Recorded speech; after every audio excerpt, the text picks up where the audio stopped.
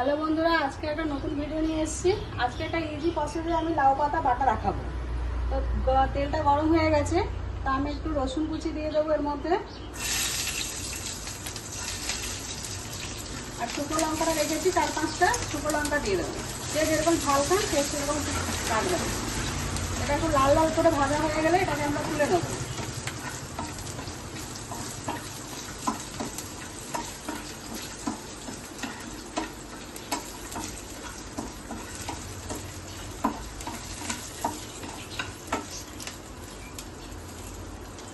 দেখুন লাল লাল করে ভাজা হয়ে গেছে, তো এটাকে আমরা তুলে নেব এটা প্লেটে।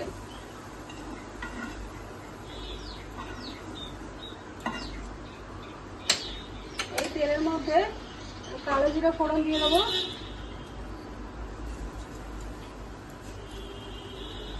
1 চামচ মতো কালো জিরা ফোড়ন দিয়েছি। আর দিয়ে লাউ পাতাটা দিয়ে দেবো।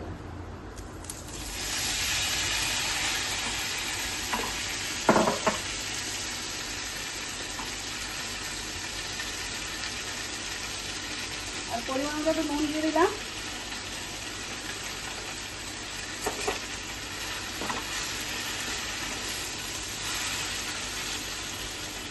একটু চাপা দিয়ে এটাকে সিদ্ধ করতে দেবো।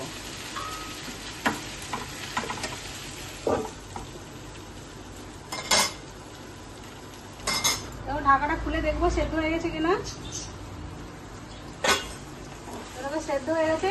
লাউ শাকে তো আর জল দিতে হয় না, ও নিজের থেকে জল দেখে ওটা সেদ্ধ হয়ে গেছে। তো আমরা গ্যাসের আঁচটা বন্ধ করে দেবো। আর এটা একটু একটা পাত্রে তুলে নিচ্ছি।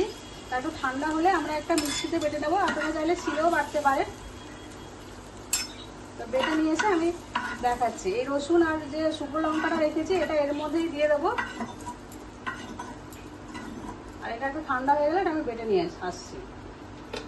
দেখুন একসঙ্গে আমি সব বেটে নিয়ে এসেছি, তো দেখতে এরকম হয়েছে। তো আপনারা গরম ভাতে খাবেন, খুব ভালো লাগবে। আর যদি রান্নাটা ভালো লেগে থাকে তাহলে লাইক করবেন, শেয়ার করবেন আর কমেন্ট করবেন। এটা সিম্পল একটা রান্না, তো খেয়ে আমাকে বলবেন।